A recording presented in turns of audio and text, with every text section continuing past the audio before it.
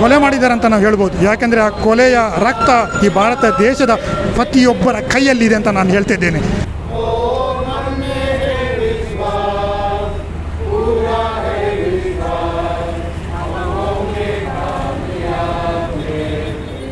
ಒಂದು ದಿವಸ ಸಹ ಕ್ವೆಶ್ಚನ್ ಮಾಡಲಿಲ್ಲ. ಕಸ್ಟಡಿನಲ್ಲಿ ಯಾಕೆ ತಗೊಳ್ಳೋದು? ಒಂದು ಕ್ವೆಶ್ಚನ್ ಮಾಡಲಿಕ್ಕೆ, ಒಂದು ಏನಾದರೂ ಜಾಸ್ತಿ ಇನ್ಫಾರ್ಮೇಷನ್ ತೆಗಿಲಿಕ್ಕೆ. ಇದನ್ನೆಲ್ಲ ಏನು ಮಾಡದೆ ಅವ್ರನ್ನ ಜೈಲಿನಲ್ಲಿ ಕೂತ್ಕೊಳ್ಳಿಸಿದ್ದು.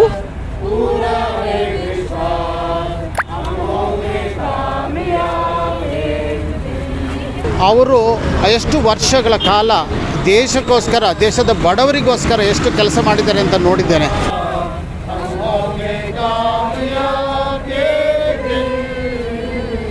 He stood for very high principles of democracy, freedom and the rights of human beings.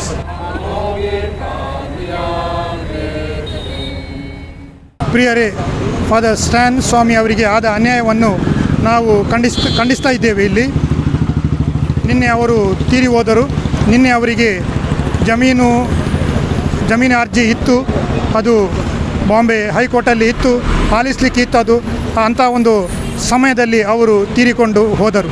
ಹಲವಾರು ಬಾರಿ ಫಾದರ್ ಸ್ಟ್ಯಾನ್ ಸ್ವಾಮಿ ಅವರು ನ್ಯಾಯಾಲಯಕ್ಕೆ ಅರ್ಜಿಯನ್ನು ಸಲ್ಲಿಸಿದರು.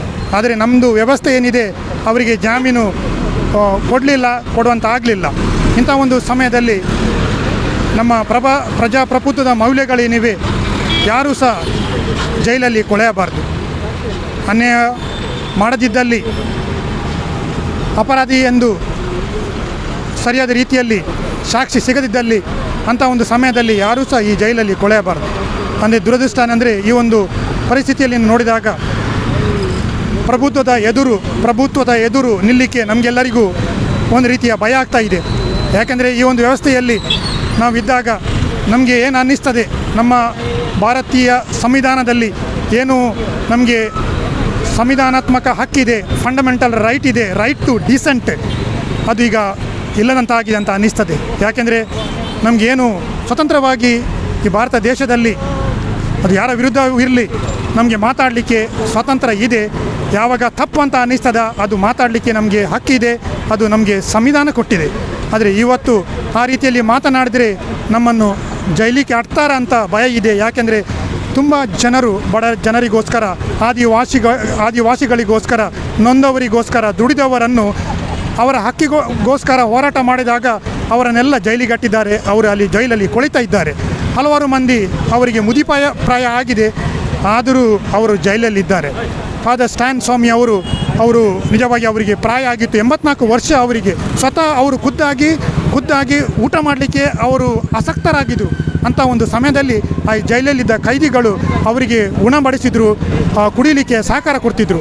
ಇಂಥ ಒಂದು ವ್ಯವಸ್ಥೆ ಹೇಗಿದೆ ನೋಡಿ ನಮ್ಮ ವ್ಯವಸ್ಥೆ. ಆ ಆರೋಗ್ಯ ಸರಿಯಿಲ್ಲದ ಇದ್ದಾಗ, ಅನಾರೋಗ್ಯದಲ್ಲಿದ್ದಾಗ ಫಾದರ್ ಸ್ಟ್ಯಾನ್ ಸ್ವಾಮಿ ಅವರಿಗೆ ಒಂದು ಸ್ಟ್ರಾವನ್ನು ಒದಗಿಸಿಕೊಡಲಿಕ್ಕೆ ನಮ್ಮ ವ್ಯವಸ್ಥೆ ರೆಡಿಯಿಲ್ಲ, ತಯಾರಿಲ್ಲ ಅಂತ ನಾವು ಹೇಳ್ಬೋದು. ಯಾಕೆಂದರೆ ಅಷ್ಟೊಂದು ಅವರು ಕಷ್ಟ ನೋವು ಅನುಭವಿಸಿ ಕೈದಿಯಾಗಿಯೇ ಅವರು ಪ್ರಾಣವನ್ನು ತ್ಯಾಗ ಮಾಡಿದರು. ಜನರಿಗೋಸ್ಕರ, ಆದಿವಾಸಿಗೋಸ್ಕರ ತ್ಯಾಗ ಮಾಡಿದರು. ಇಂಥ ಒಂದು ಸಮಯದಲ್ಲಿ ನಾವು ಪ್ರತಿಯೊಬ್ಬರು ಎಚ್ಚೆತ್ತುಕೊಳ್ಳಬೇಕು. ಫಾದರ್ ಸ್ಟ್ಯಾನ್ ಸ್ವಾಮಿ ಅವರು ಹೇಳಿದ ಒಂದು ಮಾತು ನಾನು ಇವತ್ತು ಸಂತೋಷ ಪಡ್ತಿದ್ದೇನೆ. ಯಾಕೆಂದರೆ ನಾನು ಇವತ್ತು ಸುಮ್ಮನೆ ಕೂತಿರಲಿಲ್ಲ, ನಾನು ಬಾಯಿ ಮುಚ್ಚಿ ಕೂತ್ಕೊಳ್ಳಿಲ್ಲ, ನಾನು ಮಾತನಾಡ್ತಾ ಇದ್ದೇನೆ. ಏನು ಅನ್ಯಾಯ ಆಗಿದೆ, ಆದಿವಾಸಿಗರಿಗೋಸ್ಕರ ಅನ್ಯಾಯ ಆಗಿದೆ, ಅದನ್ನು ನಾನು ಖಂಡಿಸ್ತಾ ಇದ್ದೇನೆ. ಅದಕ್ಕಾಗಿ ನನ್ನನ್ನು ಅವರು ಜೈಲಿಗಟ್ಟಿದ್ದಾರೆ. ನಾನು ಇಲ್ಲಿಯೇ ಸಾಯ್ತೇನೆ, ಯಾಕೆಂದರೆ ನನಗೆ ಜಮೀನು ಸಿಗಲ್ಲ. ಇಂಥ ಒಂದು ವ್ಯವಸ್ಥೆಯಲ್ಲಿ ಅವರು ಸತ್ತಿದಾಗ ನಮಗೆ ಎಷ್ಟೊಂದು ಅಪನಂಬಿಕೆ ಬರ್ತಾ ಇದೆ ಈ ವ್ಯವಸ್ಥೆಯ ಮೇಲೆ.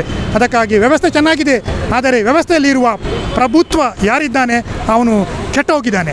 ಇಷ್ಟೊಂದು ವಿಷಪೂರಿತನಾಗಿದ್ದಾನೋ ಅವನು ಸತ್ರು ಸಹ ಅವನ ಹೆಣಕ್ಕೆ ಹುಳಗಳಾಗುವುದಿಲ್ಲ. ಯಾಕೆಂದರೆ ಅದು ನಮ್ಮ ಭೂಮಿಗೆ ಸಹ ಬೇಡ. ಅಂಥ ಒಂದು ಪರಿಸ್ಥಿತಿ, ನೋವಿನ ಪರಿಸ್ಥಿತಿ ನಮ್ಮ ಎದುರಿದೆ.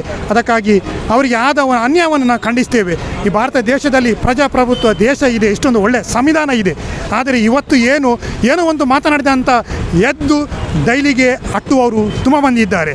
ಯಾಕೆಂದರೆ ನಮ್ಮ ವ್ಯವಸ್ಥೆ ಚೆನ್ನಾಗಿದೆ, ಆದರೆ ಅದನ್ನು ನಾವು ಹಾಳು ಮಾಡಿದ್ದೇವೆ. ಇವತ್ತು ಏನು ನಾವು ಅವರ ಈ ಮರಣದಿಂದ ನಮಗೆ ನೋವಾಗಿದೆ. ಈ ಒಂದು ವ್ಯವಸ್ಥೆ ಅವನನ್ನು ಕೊಲೆ ಮಾಡಿದ್ದಾರೆ ಅಂತ ನಾವು ಹೇಳ್ಬೋದು. ಯಾಕೆಂದರೆ ಆ ಕೊಲೆಯ ರಕ್ತ ಈ ಭಾರತ ದೇಶದ ಪ್ರತಿಯೊಬ್ಬರ ಕೈಯಲ್ಲಿದೆ ಅಂತ ನಾನು ಹೇಳ್ತಿದ್ದೇನೆ. ಯಾಕೆ ನಾವು ಸುಮ್ಮನಿದ್ದೇವೆ, ಅನ್ಯಾಯ ಆದಾಗ ನಾವು ಮಾತನಾಡಲಿಲ್ಲ. ಈಗ ನಾವು ಮಾತನಾಡ್ತಿದ್ದೇವೆ, ಆದರೆ ನಮಗೆ ಧೈರ್ಯ ಬರ್ತಾ ಇಲ್ಲ. ಆಗಿರುವಾಗ ಪ್ರತಿಯೊಬ್ಬರಿಗೆ ಕರೆ ನೀಡುವುದೇನೆಂದರೆ, ಸಂವಿಧಾನಾತ್ಮಕವಾಗಿ ನಮಗೇನು ಹಕ್ಕು ನಾವು ಪಡೆದುಕೊಂಡಿದ್ದೇವೆ ನಾವೆಲ್ಲರೂ ಎದ್ದು ನಿಂತು ಮಾತನಾಡುವ. ಆಗ ಮಾತ್ರ ನಮ್ಮ ದೇಶ ಉದ್ಧಾರ ಆಗುತ್ತೆ. ಆಗ ಮಾತ್ರ ನಾವೆಲ್ಲರೂ ಒಂದು ಪ್ರಜಾಪ್ರಭುತ್ವ ಡೆಮೋಕ್ರಸಿಯಲ್ಲಿ ನಾವು ಜೀವನ ಮಾಡ್ತಾ ಇದ್ದೇವೆ ಅಂತ ನಾವು ಹೇಳ್ಬೋದು. ಪ್ರಜಾಪ್ರಭುತ್ವದ ಆಳ್ವಿಕೆಯಲ್ಲಿ ಇದೆ ಅಂತ ನಾವು ಹೇಳ್ಬೋದು. ಅದಕ್ಕಾಗಿ ಪ್ರತಿಯೊಬ್ಬರು ಏನು ಅನ್ಯಾಯ ಆದಾಗ ಎಲ್ಲರೂ ಖಂಡಿಸಬೇಕು, ಎಲ್ಲರೂ ಧ್ವನಿ ಎತ್ತಬೇಕು. ನಾವೆಲ್ಲರೂ ನಮಗೋಸ್ಕರ ಏನು ಹಕ್ಕುಗಳು ಇವೆ ಅದಕ್ಕೋಸ್ಕರ ಹೋರಾಟ ಮಾಡೋಣ. ಅದೇ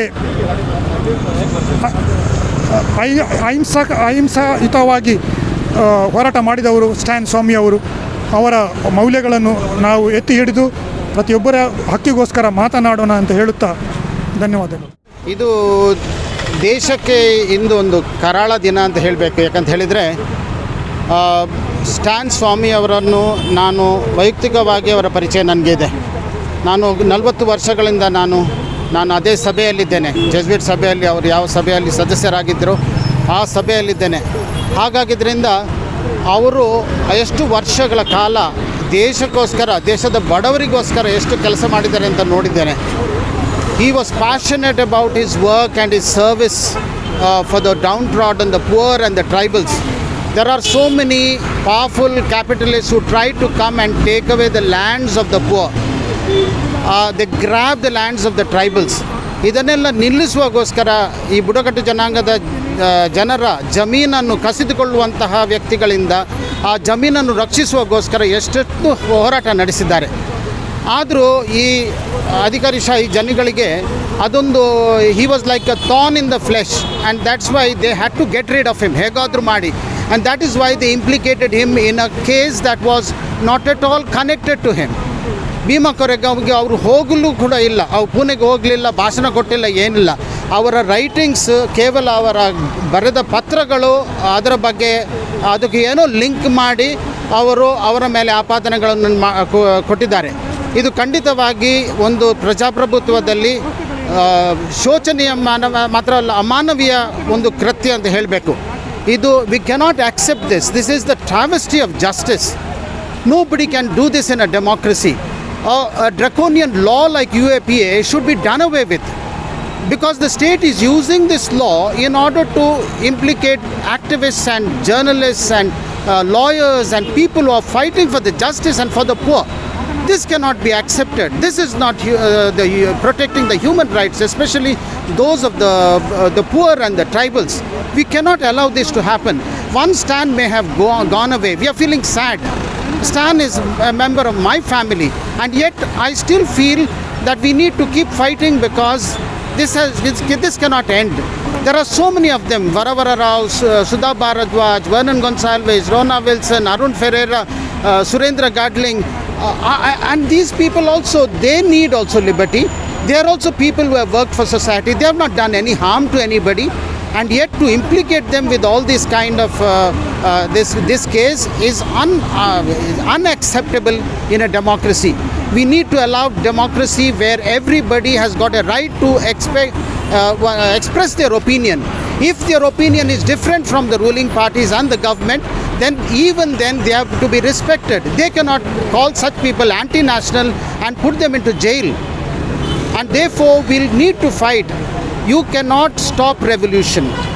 You kill one revolutionary, there'll be many more revolutionary men and women who will keep fighting because they love the nation. This is a fight for the nation. Because we love the nation, we are going to fight for it. And this will carry on, because this is unfair, unjust, and we cannot call ourselves a democratic country if this continues to happen. Somewhere this has to stop. Thank you. I'm Captain Hugh Vaz, and I'm a great admirer of Father Stanswamy. He stood for very high principles of democracy, freedom, and the rights of human beings. So I'm all for whatever he did, and he has died for our sake. So he'll be rewarded in heaven, because he is what like a saint to us. He was a martyr because he died in custody.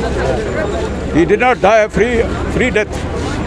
So he was a martyr of this country for getting the draconian law of UAPA rescinded as soon as possible. Thank you. ಇವತ್ತು ನಮಗೆ ಭಾಳ ದುಃಖದ ದಿನ. ಯಾಕಂದರೆ father ಸ್ಟಾನ್ಸ್ವಾಮಿ SJ ಯೇಸು ಸಭೆಯ ನಮ್ಮ ನೆಚ್ಚಿನ ಸದಸ್ಯರು ಇವತ್ತು ನಮ್ಮಿಂದ ಅಗಲಿದ್ದಾರೆ. ಆದ್ದರಿಂದ ನಮಗೆಲ್ಲರಿಗೂ ಭಾಳ ದುಃಖವಾಗ್ತಾ ಇದೆ. ಆದರೆ ಇವತ್ತು ನಮಗೆ ಧೈರ್ಯ ಕೂಡ ಆಗ್ತಾಯಿದೆ. ಅಂದರೆ ಅವರು ಒಂದು ಕಾರಣಕ್ಕಾಗಿ ಅವರು ತನ್ನ ಜೀವವನ್ನು ತ್ಯಾಗ ಮಾಡಿದರು. ಬಡವರಿಗಾಗಿ, ದುರ್ಬಲರಿಗಾಗಿ, ನಿರ್ಗತಿಕರಾಗಿ ಅವರ ಜೀವವನ್ನೇ ಅವರು ಪಣವಾಗಿ ತೊಟ್ಟರು. ಅವರು ಆದಿವಾಸಿ ಜನಾಂಗಕ್ಕಾಗಿ, ಅವರ ಹ್ಯೂಮನ್ ರೈಟ್ಸ್ಗಾಗಿ, ಅವರು ಮಾನವ ಹಕ್ಕುಗಳಿಗಾಗಿ ಬಹಳಷ್ಟು ಅವರು ಪರದಾಡಿದರು. ಕೊನೆಗೆ ಆ ಒಂದು ಒಳ್ಳೆಯ ಕೆಲಸದಿಂದ ಅವರಿಗೆ ಒಳ್ಳೆಯ ಸಾವು ಸಿಗಲಿಲ್ಲ. ಅನಗತ್ಯ. ಆದ್ದರಿಂದ ನಮಗೆ ಭಾಳ ದುಃಖವಾಗ್ತಾ ಇದೆ. ಅದರಿಂದ ನಾವಿಲ್ಲೂ ಇದ್ದೇವೆ. ಇಲ್ಲಿ ನಮಗೂ ಕೂಡ ದೇವರು ಇಂಥ ಸ್ಥೈರ್ಯ ಕೊಡಲಿ, ಧೈರ್ಯ ಕೊಡಲಿ. ದುರ್ಬಲರಿಗಾಗಿ, ಬಡವರಿಗಾಗಿ, ನಿರ್ಗತಿಕರಾಗಿ ನಾವು ಇನ್ನೂ ಒಳ್ಳೆಯ ರೀತಿಯಲ್ಲಿ ಕೆಲಸ ಮಾಡಿ ನಮ್ಮ ಜೀವನವನ್ನು ಒಳ್ಳೆಯ ಧ್ಯೇಯಕ್ಕಾಗಿ ನಾವು ನಮ್ಮ ಜೀವನವನ್ನು ಪಣದೊಡ್ಲಿಕ್ಕೆ ಇವತ್ತು ಅವರು ಧೈರ್ಯ ಕೊಡಲಿ ಅಂತ ನಾವು ಪ್ರಾರ್ಥಿಸ್ತಾ ಇದ್ದೇವೆ. We all mourn the death of Reverend Father Stanswamy, and we pray that we all will continue to fight for the just cause that he stood for. We are grateful and we still keep to have faith in our justice system, that even if not today, someday justice will be served. We thank all the people who have supported Father Stan in this effort, and we continue to pray for you all. Thank you. So father Stan ತುಂಬಾ ಮೃದು ಸ್ವಭಾವದ ಮನುಷ್ಯ. ಯಾವಾಗ ಸಹ ಬೇರೆನವರನ್ನು ಸ್ಪಂದಿಸೋದು, ಅವ್ರದ್ದು ನೋವು ಅವರಿಗೆ ತುಂಬ ಕಾಡೋದು, ಅದನ್ನು ಅವರು ಎತ್ತಿ ಹಾಕೋದು ಸರ್ಕಾರದ ಜೊತೆಗೆ, ಬೇರೆ ಬೇರೆ ಪವರ್ಫುಲ್ ಜನದ ಜೊತೆಗೆ, ಅದು ಒಂದು ಥ್ರೆಟ್ ಆಯಿತು. ಒಂದು 84 year old ಪಾರ್ಕಿನ್ಸನ್ಸ್ದು ಪೇಷಂಟ್ ತುಂಬ ಒಂದು ಚಾಲೆಂಜ್ ಆಗಿದ್ದಾರೆ ಈ ಸರ್ಕಾರಗೆ. ಇದು ಒಂದು ಹಾಸ್ಯಾಸ್ಪದ. ಆ್ಯಂಡ್ ಅವರು NIA ಆ್ಯಂಡ್ UAPA ಹೇಳಿ NIA ತಗೊಂಡು ಹೋಗಿ ಒಂದು ದಿವಸ ಸಹ ಕ್ವೆಶ್ಚನ್ ಮಾಡಲಿಲ್ಲ. ಕಸ್ಟಡಿನಲ್ಲಿ ಯಾಕೆ ತಗೊಳ್ಳೋದು? ಒಂದು ಕ್ವೆಶ್ಚನ್ ಮಾಡಲಿಕ್ಕೆ, ಒಂದು ಏನಾದರೂ ಜಾಸ್ತಿ ಇನ್ಫಾರ್ಮೇಷನ್ ತೆಗಿಲಿಕ್ಕೆ. ಇದನ್ನೆಲ್ಲ ಏನು ಮಾಡದೆ ಅವ್ರನ್ನ ಜೈಲಿನಲ್ಲಿ ಕೂತ್ಕೊಳ್ಳಿಸಿದ್ದು. ಮತ್ತು ಒಂದು ಅವರು ಪಾರ್ಕಿನ್ಸನ್ಸ್ದು ಪೇಷಂಟ್ಸು ಅವ್ರದ್ದು ಕೈ ನಡಕ್ತಾ ಇದೆ. ಅವರಿಗೆ ಕುಡಿಲಿಕ್ಕೆ ಸಹ, ಅದವೇಸ್ ತಿನ್ನಲಿಕ್ಕೆ ಸಹ ಆಗ್ತಾ ಇರಲಿಲ್ಲ. ಅದಕ್ಕೆ ಅವರು ಒಂದು ಸಿಪ್ಪರ್ ಮತ್ತು ಸ್ಟ್ರಾ ನನಗೆ ಕೊಡಿ, ಅದು ಅವರು ಕೇಳಿ ಐ ಥಿಂಕ್ 1 ತಿಂಗಳಾಗಿತ್ತು. From 4th November to 4th December 2020 just ಅವರಿಗೆ ಒಂದು ಸಿಂಪಲ್ ಸ್ಟ್ರಾ ಆ್ಯಂಡ್ ಸಿಪ್ಪರ್ ಕೊಡಲಿಕ್ಕೆ. ಈ ಥರದ್ದು ಅಮಾನವೀಯ ಸರ್ಕಾರ ನಾವು ಇಷ್ಟು ತನಕ ನೋಡಲಿಲ್ಲ. ಅದಕ್ಕೆ ನಾವು ಹೋಪ್ ಮಾಡ್ತಾ ಇದ್ದೀವಿ. ಪ್ರತಿ ಸಲ ಬಾಂಬೆ ಹೈಕೋರ್ಟ್ ಆ್ಯಂಡ್ ಕೋರ್ಟ್ಸ್ನಲ್ಲಿ ಪುಷ್ ಮಾಡ್ತಾ ಇತ್ತು. Father stand case Mihir Desai, senior advocate Mihir Desai ನೋಡ್ತಾ ಇದ್ದರು, ಪುಷ್ ಮಾಡ್ತಾ ಇದ್ದರು. Not just on behalf of Stan. ಅವರು ಹೇಳ್ತಾ ಇದ್ದರು ದಟ್ UAPA ಒಂದು ಆ್ಯಕ್ಟ್ ಈಸ್ ಬೀಯಿಂಗ್ ಮಿಸ್ಯೂಸ್ಡ್. 16 ಜನ ಸುಮ್ಮನೆ ಎಲ್ಗಾರ್ ಪರಿಷತ್ತು ಕೇಸ್ನಲ್ಲಿ ಒಳಗೆ ಇದ್ದಾರೆ. ತುಂಬ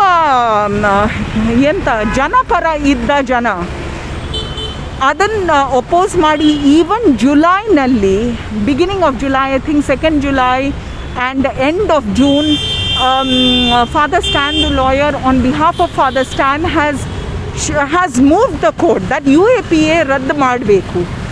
ಸೊ ಈ ಸರ್ಕಾರಗೆ ನಮಗೆ ಗೊತ್ತಿದೆ ಏನು ಒಂದು ಹಾರ್ಟೇ ಇಲ್ಲ. ಒಂದು ಅನ್ಡಿಕ್ಲೇರ್ಡ್ ಎಮರ್ಜೆನ್ಸಿದು ಥರ ನಮ್ಮ ದೇಶದಲ್ಲಿ ಇದೆ. ಬಟ್ ಅದರ್ ದೆನ್ ದ್ಯಾಟ್ ಈ ಸರ್ಕಾರದ್ದು ಕೋರ್ಟ್ ಆಗಿದೆಯಾ?